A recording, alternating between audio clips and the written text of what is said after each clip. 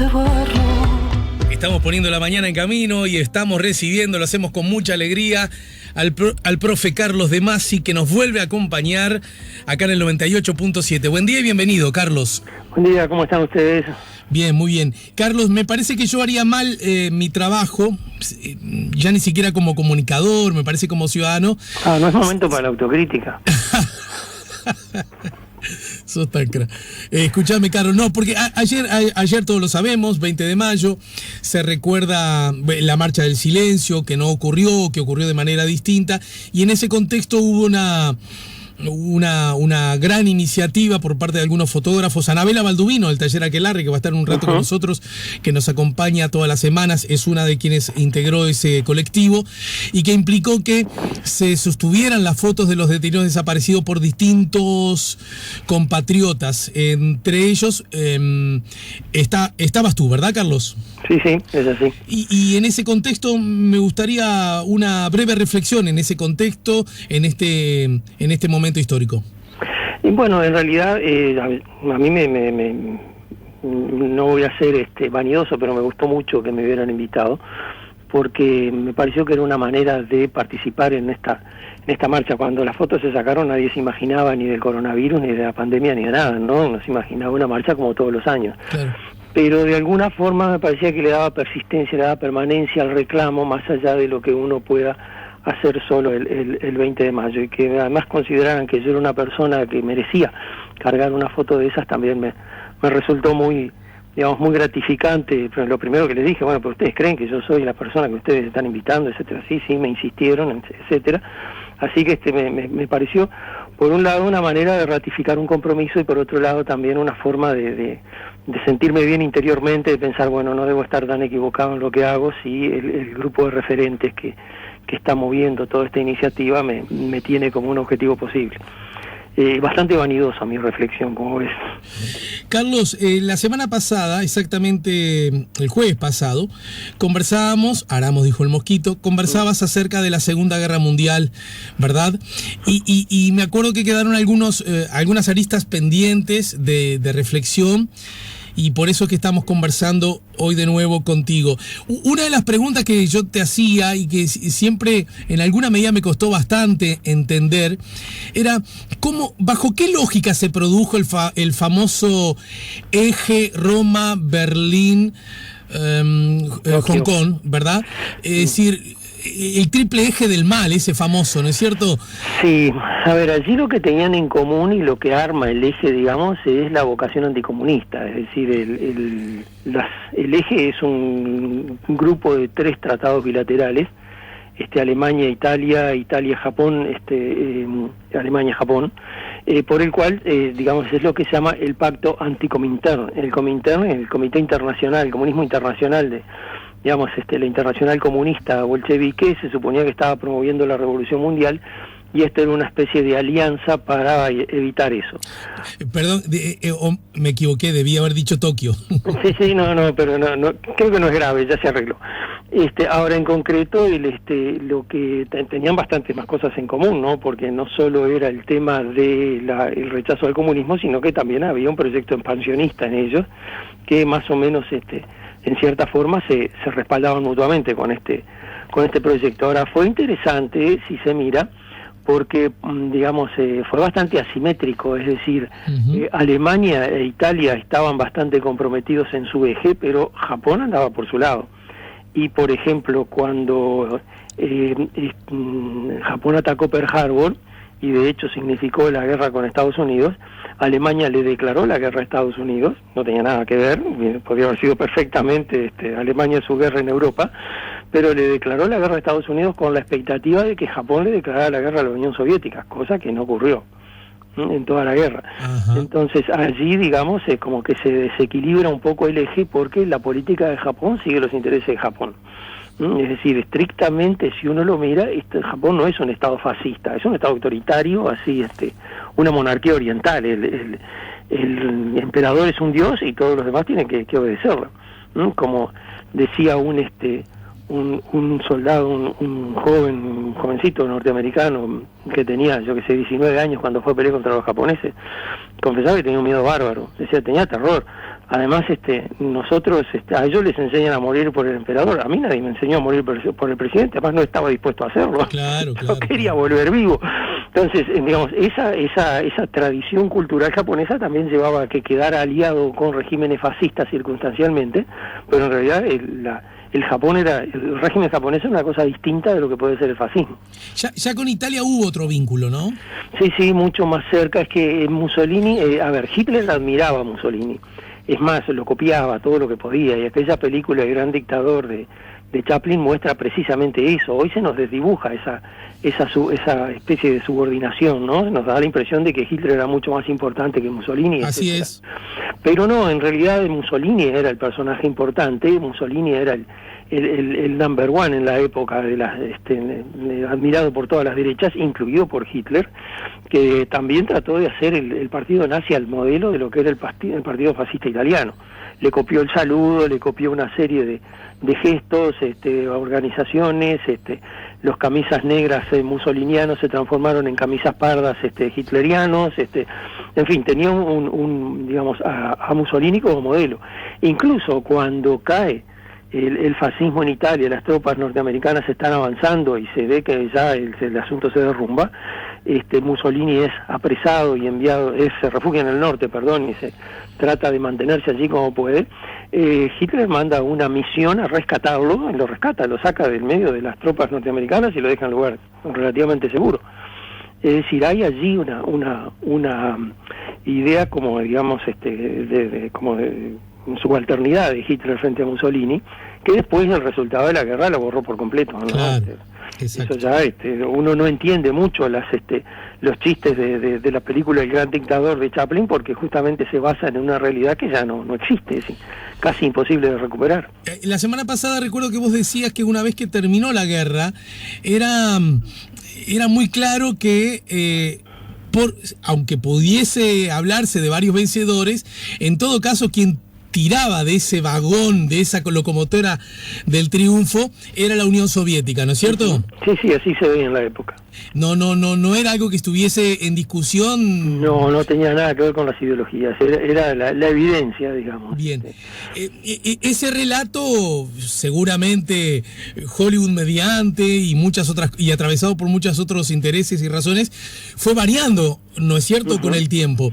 Sí, la Guerra Fría cambió completamente la mirada sobre eso.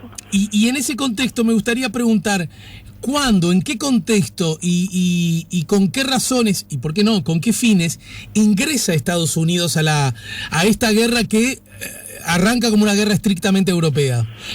Bueno, ahí tiene mucho que ver lo que era la mirada de Franklin Roosevelt, ¿no? Contrariamente a lo que era el aislacionismo tradicional de Estados Unidos, consideraba que los problemas de Europa, que se los resuelve Europa.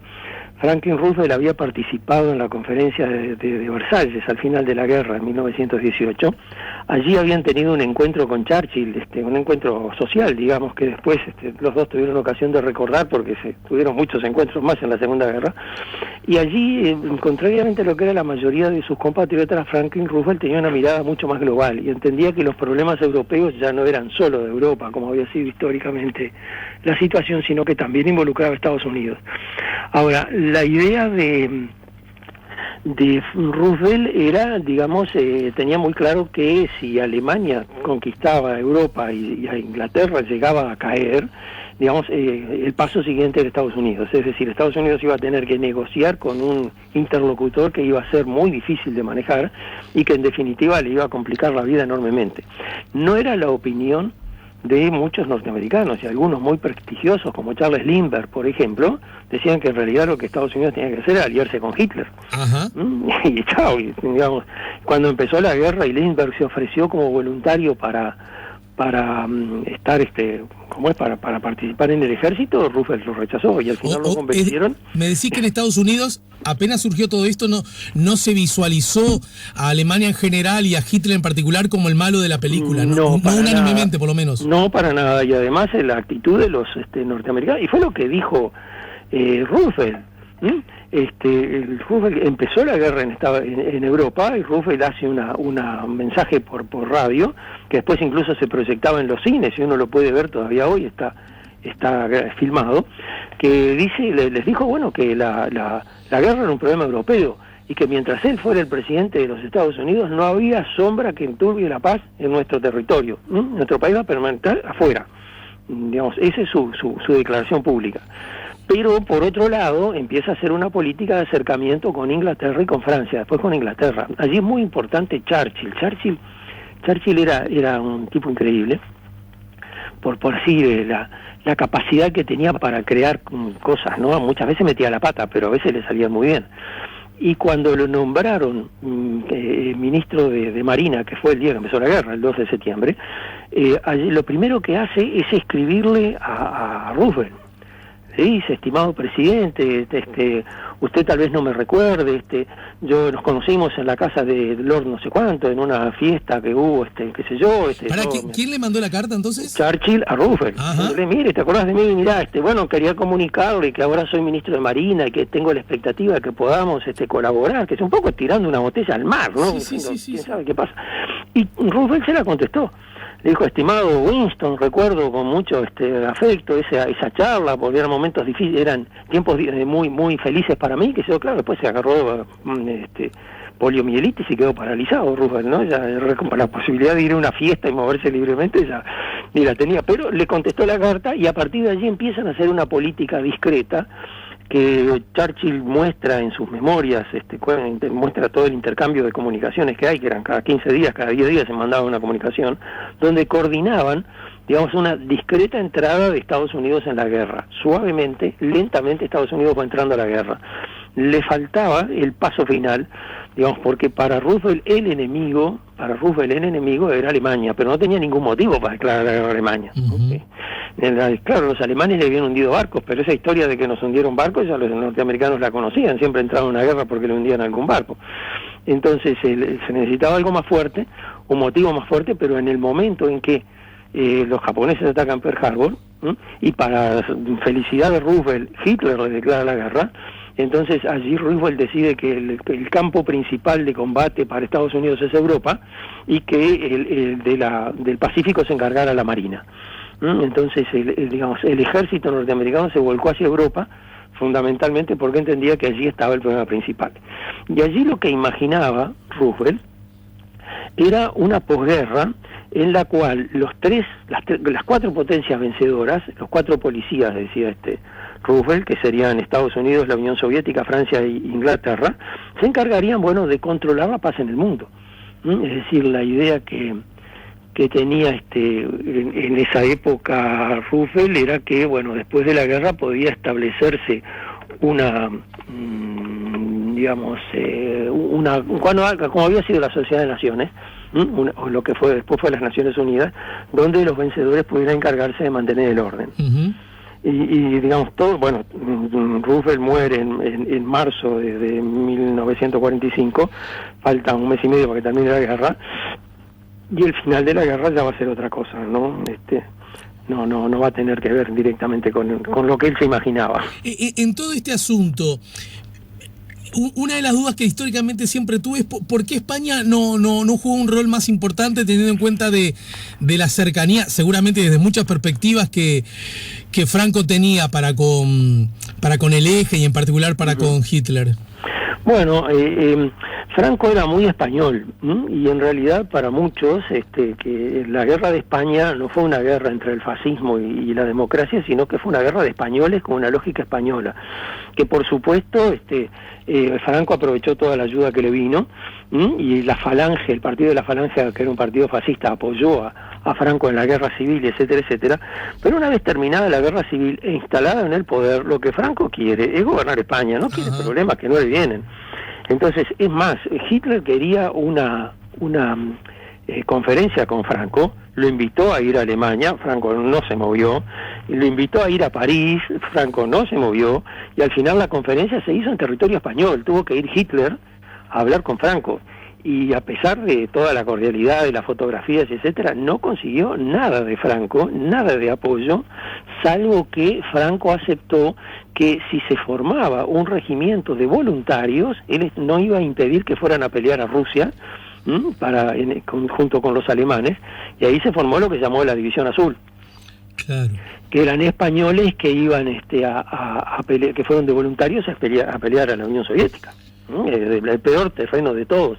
Ahora, ese fue el único gesto que hizo España en toda esa movida, en toda la guerra, a pesar de que España era un lugar de choque, intercambio, cruce de espías permanente, ¿no? No se perdían ni un minuto en ese sentido. España fue solo oficialmente neutral en la guerra. Y la semana pasada otro de los asuntos sobre los cuales quedé que te iba a hacer una pregunta tiene que ver con el Holocausto, ¿no? Es decir, ¿en qué medida? A ver, pues es un tema sobre el cual también podríamos hablar meses enteros, ¿no?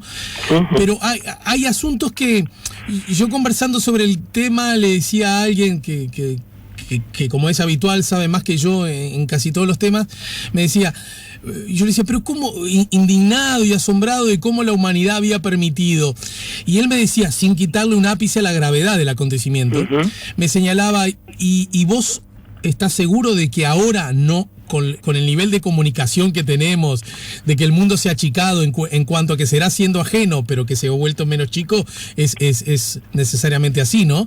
Uh-huh. Vos tenés la certeza que los campos de refugiados, que determinados pueblos que ni siquiera tierra tienen, que con los que cruzan el océano, el mar Mediterráneo para alcanzar nuevas vidas, el tráfico de personas, no están ocurriendo situaciones igualmente de graves, feroces e inadmisibles? Y bueno, y me quedé callado. Lo que tiene el Holocausto es la lógica industrial del exterminio, ¿no? Esa cosa terrible de decir, bueno, cuántas personas podemos exterminar por día, qué hacemos con los cadáveres, cómo pueden ser de manera de despejar la situación para que vengan otros tantos mañana para ser exterminados. Es decir, ese punto es el que tiene más ¿Y qué era lo que motivaba a la Alemania nazi, esa conducta para con los judíos? Bueno, eso viene de mucho más atrás, ¿no? Es decir, la relación, el antisemitismo, el antijudaísmo en Europa es histórico, uh-huh, viene de la Edad Media. Y además hay un... Bueno, hay que leer El Mercader de Venecia, ¿no? Claro, por ejemplo, El Mercader de Venecia, que es tan políticamente incorrecto ahora, pero uno mira y bueno, Shakespeare está terriblemente incorrecto ahora, ¿no? Uh-huh. Uno mira ese esposo negro que castiga a su mujer y la mata, o ese tipo de cosas, y piensa, Dios me libre, esto presentado en un escenario hoy en día sería imposible. Ese judío que explota, digamos, que quiere matar a su acreedor, a su deudor porque no le puede cobrar la deuda, tiene mucho que ver con la manera como los europeos veían a los judíos. Claro. Y además hay otro vínculo curioso, que es el siguiente: en general el antijudaísmo se vincula con las crisis económicas. Es decir, cuanto peor es la situación económica, más difícil es la situación para los judíos. En general los pogroms tenían que ver con los momentos de dificultades económicas, crisis, que generan crisis espirituales, ¿no? Porque siempre se pensaba que eso era consecuencia de algún castigo de Dios. Hay un episodio muy interesante que es en el siglo XVIII. Ocurre lo que se llama, en un terremoto muy grande en Lisboa, y después del terremoto de Lisboa hubo una persecución y masacre de judíos así impresionante, con el argumento de que Dios los había castigado por permitir a los judíos vivir en Lisboa. Claro. Claro. Y allí Voltaire hace un comentario muy gracioso. Voltaire era muy agudo, ¿no? Hacía comentarios muy graciosos, y Voltaire le preguntaba al portugués que le estaba explicando que estaban exterminando a los judíos porque eran los responsables del terremoto, porque convivían con los judíos, y Voltaire le dice, pero caramba, y Dios hizo un terremoto, mató un montón de inocentes, ¿por qué no aprovechó y mató allí a todos los judíos? Y se acababa el problema. ¿Por qué tienen que hacer ustedes ahora la masacre de judíos? Claro. Es decir, la perspectiva es, digamos, como que los judíos pasaban a ser siempre el objeto de la crisis. Bueno, eso por otra parte la historia muestra que no es novedad. Siempre necesitamos a alguien a quien culpar de cuando a mí me van las cosas mal, ¿no? Sí, eso ocurre siempre, y en el caso de los judíos eran cartón ligador. Bueno, en España también los moros, ¿no? Los árabes también eran, cuando después que perdieron, que se produjo la reconquista con los reyes católicos, también cada vez que había algún problema, la Inquisición española marchaba inmediatamente contra los árabes, porque en España habían expulsado a los judíos. Bueno, y la Alemania nazi también persiguió a comunistas y gitanos, por otra parte, ¿no? Exactamente, todos los, y homosexuales, todos los disidentes eran, todos los que eran raros terminaban perseguidos. Pero además en el caso de Alemania se junta, digamos, el tradicional antisemitismo de un sector de la población alemana, más el efecto de la Primera Guerra. Acordate que la vez pasada hablábamos de que la culpa de la derrota la tenían los judíos y los comunistas, más el efecto de la crisis económica.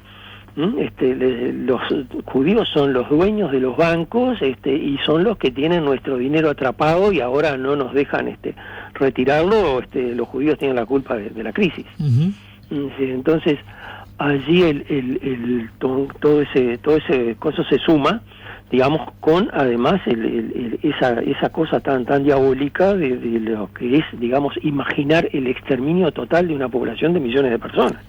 Y mientras eso ocurría, la que ahora se le denomina comunidad internacional, no pasaba nada. No pasaba nada, terrible, no pasaba nada. Y no es que no se supiera, es decir, incluso un detenido en un campo de concentración logró sacar una foto y sacarla del campo para que se viera, donde se veía, un tanto borrosamente, la situación era muy difícil, para sacar la foto, unos soldados alemanes arrojando a una fosa común cadáveres de judíos. Se veían dos que estaban con un cadáver, otros dos que acababan de tirar el cadáver que caía hacia la fosa. Es decir, la evidencia de que no era mentira, de que ahí estaba la realidad de la cosa, y esa foto circuló pero no tuvo ningún efecto durante toda la guerra prácticamente. Uh-huh. Es decir, como que también la comunidad internacional cerró los ojos a eso, y cuando los rusos llegan a Auschwitz y empiezan a ver lo que era el campo de concentración y empieza a hacerse público, allí, digamos, fue el escándalo, porque además lo que quedó claro era que todo el mundo sabía, que la comunidad, la población vecina de Auschwitz y todo el mundo sabía lo que pasaba allí. Uh-huh. Porque te das cuenta que si estás cocinando miles de cadáveres todos los días, tenés que sentir el olor a humo. Claro. Y para terminar, repito que cada uno de estos aspectos podrían exigir más tiempo. ¿Qué pasaba mientras todo eso ocurría con Uruguay? ¿Y cuál fue la actitud de Uruguay, de los uruguayos en general y su sistema político a propósito de cómo se situaba ante la guerra? Es muy interesante la pregunta, y ya aprovecho porque en general es muy devaluada la actitud uruguaya. No dice, sí, Uruguay se encontró con la guerra, sí, no supo qué hacer, sí, le declaró la guerra a Hitler, me faltaban 5 días para terminar, sí. Más o menos, no es así. Fue una política muy complicada y muy inteligente, y muy valiente por momentos también. A ver. Uruguay tenía como proyecto en la Segunda Guerra el mismo proyecto que tuvo en la Primera Guerra, es decir, no hacer nada. No hacer nada hasta que llegara el momento de repartir, de sentarse a la mesa de los vencedores. Entonces allí le declaramos la guerra rapidito, nos sentamos en la Sociedad de Naciones y quedamos como socio fundador. Uruguay, por razones del bloqueo inglés a Alemania, tenía mucho más vínculo con Alemania y con Inglaterra y con Francia, que le vendió carne durante toda la Primera Guerra. Y el proyecto era que iba a ser igual en la Segunda Guerra, es decir, vamos a quedarnos quietos, esperamos cómo se resuelven las cosas, después vemos. Pero ocurrió el episodio del Graf Spee. El episodio del Graf Spee ocurre el diciembre de 1939, hace 4 meses que empezó la guerra, y de hecho puso a Montevideo en las tapas de los diarios en todo el mundo. Es la primera batalla de buques de superficie de la Segunda Guerra Mundial. Además, el Graf Spee era un peso pesado, no era cualquier cosa. Sí, claro. Por error, por confusión, por un mal cálculo, por mala información, el capitán del Graf Spee se metió en el puerto de Montevideo. Y una vez que se metió en el puerto de Montevideo ya no tiene salida, es decir, no cualquier cosa que haga es un error. Pero a ver, recordemos, llegan a estas aguas huyendo, ¿no? Claro, el Graf Spee era un buque rapidísimo y muy peligroso, es decir, tenía la artillería de un acorazado y la velocidad de un crucero. Entonces, si un crucero se encontraba con el Graf Spee lo destrozaba por la artillería. Y si un acorazado se encontraba con el Graf Spee lo dejaba atrás porque no lo podía alcanzar. Claro. Entonces, era el acorazado de bolsillo que le llamaban, eran 2 buques y el Graf Spee fue el que salió a navegar. Y hacía como una especie de piratería, es decir, sorprendía buques mercantes en alta mar, les daba el alto, los hacía abandonar el barco, pasado unas horas lo bombardeaba, lo hundía, y después transmitía un mensaje diciendo que había un barco hundido en tal lugar, qué sé yo, que estaban es decir, un caballero, el capitán del Graf Spee, ¿no? Es decir, esperaba que el buque fuera abandonado, que los tripulantes tomaran distancias, y después avisaba, hay tripulantes en tal lugar.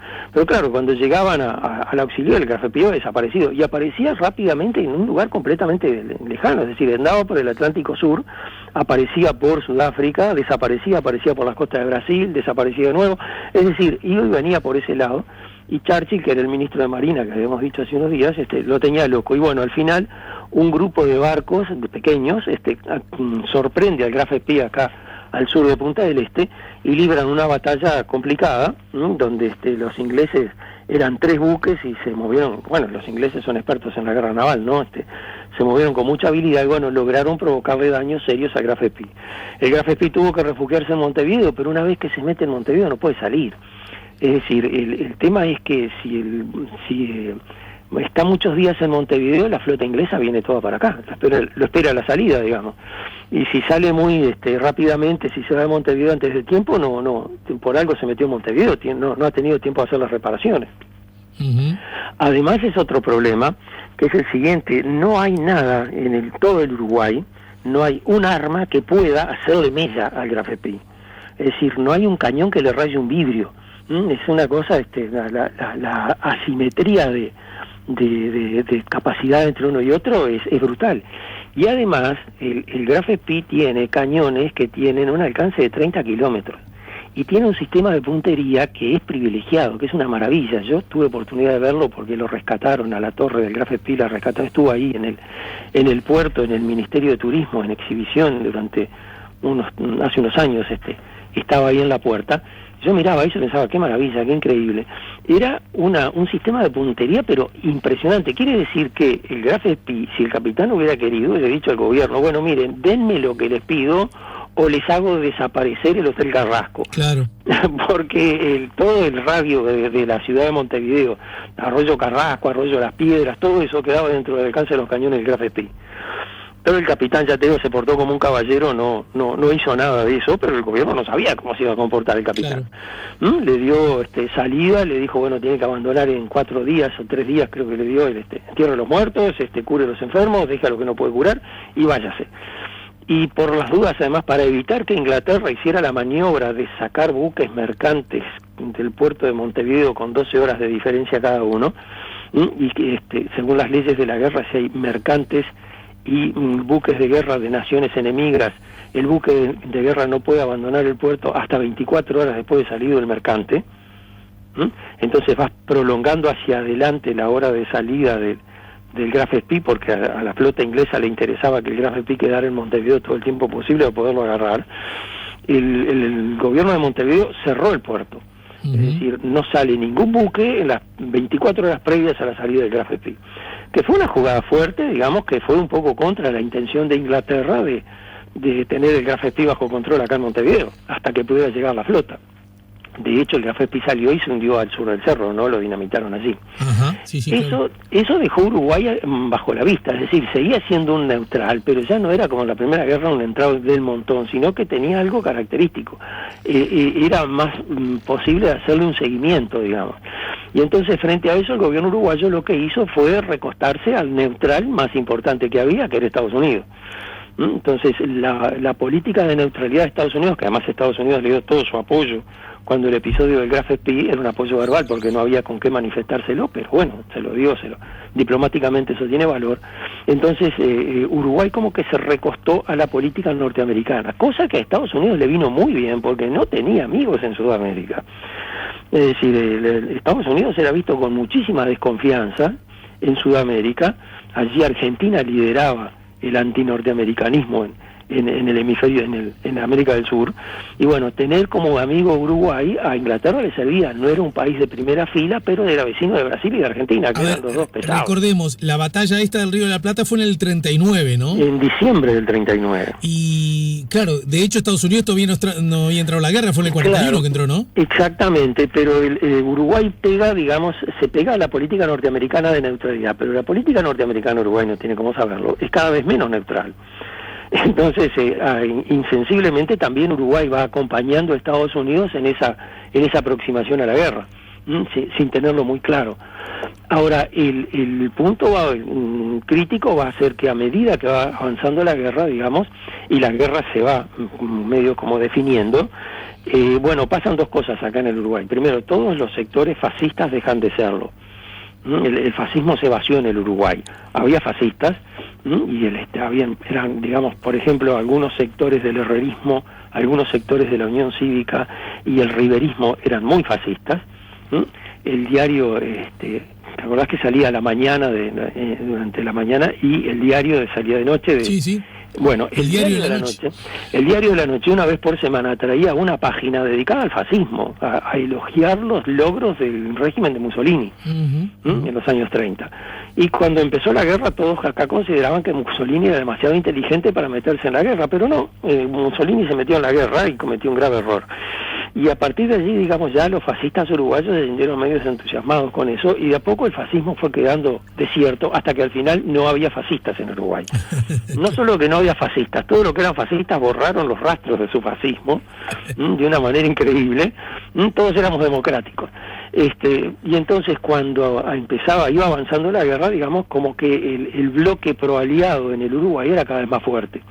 Ahora, había un bloqueo muy fuerte, esto se está pareciendo mucho a una clase, ¿no? No sé si me estoy siendo un pesado, pero acá había un problema que era con la Constitución que había surgido del golpe de Estado de Terra en el año 34, el herrerismo controlaba la mitad del Senado.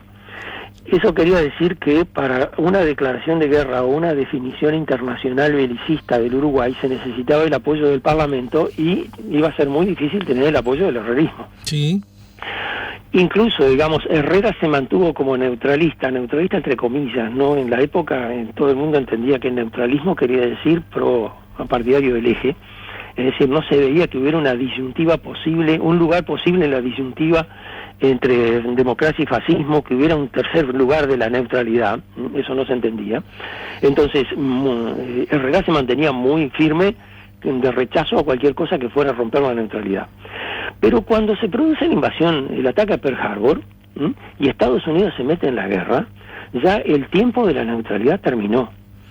Entonces hay una conferencia de cancilleres en Río de Janeiro en enero del 42, donde allí prácticamente Estados Unidos pone el tema arriba de la mesa. Bueno, acá todos estamos aliados contra el eje, América Latina es el espacio de la democracia, que todos le declaran la guerra al eje como debe ser. Y claro, el canciller uruguayo no podía declarar la guerra, ni podía haber firmado ese documento, pero lo firmó. Ajá. Por lo tanto, cuando viene acá, el canciller es Guani, ¿no? El mismo que estuvo en la época del Graf Spee, sí, Guani, claro. Que era un diplomático peso pesado en esa época. Entonces, cuando viene acá, lo ponen entre el espada y la pared. Y bueno, ¿por qué firmó eso?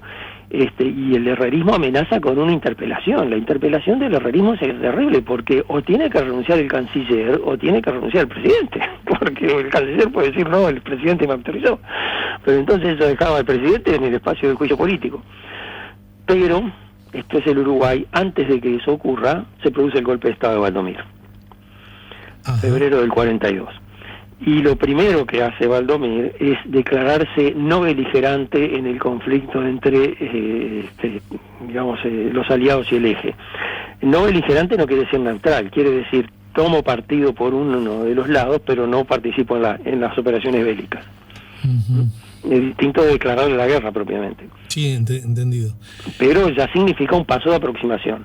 Entonces, a partir de allí, digamos, fíjate que el golpe de Estado de Valdomir además es muy raro, porque ningún opositor fue preso, ningún diario fue clausurado. Valdomir, el famoso golpe bueno. El famoso golpe bueno. El diario que dirigía Herrera salió con un titular a toda página, atentado, así, denunciando el golpe de Estado al otro día, pero no pasó nada, todo el mundo ni fueron detenidos, ni fue clausurado el diario, ni nada por el estilo. Pero Estados Unidos, digamos, consiguió un aliado más, que fue Uruguay. Bueno, y a partir de allí también hay otra cosa más, es decir, Uruguay venía sorteando la guerra con mucha dificultad, es decir, el comercio internacional había tenido un parón muy importante. Uruguay estaba desabastecido, le abastecía de carne a Inglaterra pero con lo que era la situación, Inglaterra, digamos, depositaba, entre comillas, el pago en el Banco de Inglaterra en una cuenta a nombre de Uruguay, pero esa cuenta estaba bloqueada. Es decir, en la contabilidad el Uruguay tenía un saldo favorable enorme en Inglaterra, pero en los hechos no veía un peso. Claro, no podías agarrar la moneda. No podías agarrar nada. Entonces Uruguay exportaba, el gobierno le pagaba acá a los exportadores, pero no tenía plata para recuperar eso porque Inglaterra no le pagaba. Teóricamente le estaba pagando, pero no tenía un mango. ¿Y seguía vigente aquello de lo que nos hablaste, de que todo lo que me comprabas a mí me lo tenías que comprar luego, todo lo que yo te compraba a vos, esa plata me la tenías que comprar a mí en cosas? Claro, sí, si lo hacía Inglaterra, sí, si lo hacía Uruguay, no. Si Uruguay le decía a Inglaterra, bueno, pagámelo en cosas o cosas por el estilo, más Inglaterra no tenía nada para venderle, tenía todo el esfuerzo de guerra. No tenía espacio. Pero cuando Estados Unidos entra en la guerra, ahí la situación cambia, porque Estados Unidos compra y paga. Claro, paga en dólares, uno dice, bueno, ¿y qué más querés? Pero el dólar en 1942-43 era la moneda local de Estados Unidos, no era la moneda internacional que... Pará, Carlos, hagamos un punto en esto, lo siento, pero vos dejaste la puerta entreabierta y yo soy como el viento, me metí. Hagamos esto. Ese mundo, el que se piensa avisorar de final de la guerra y posguerra, no solo con la lógica de lo que va a pasar en el Uruguay y cómo el Uruguay protagoniza esos hechos, sino el nuevo mundo en el que se transforma justamente el planeta, incluso con nuevos países, con nuevas fronteras, con nuevos paradigmas políticos, ¿no? Si te parece, lo agendamos para la próxima semana, ¿sí? Bueno, hacemos una última la próxima semana, entonces ya liquidamos la guerra. Bueno, la guerra fue casi tan larga como estas intervenciones. No, y ¿sabes algo? Para también huir de la tentación de lo políticamente correcto y también meternos en zonas un poco escabrosas en la interna del Uruguay, lo que vos insinuabas, ¿no? ¿Cómo era posible? Porque hoy a alguien le comentás, bueno, neutralidad, el eje por un lado, ¿no? El eje nazi-fascista por un lado y los aliados que iban desde la economía de mercado más abierta que podría ser y la democracia occidental típica que incluía la mirada que Estados Unidos tenía sobre el mundo, y por otro lado, pero también en esa misma vereda, la Unión Soviética con su revolución, con su dictadura del proletariado, ¿no es cierto? Pero en todo caso era, bueno, acá estamos juntos porque estamos luchando contra algo peor.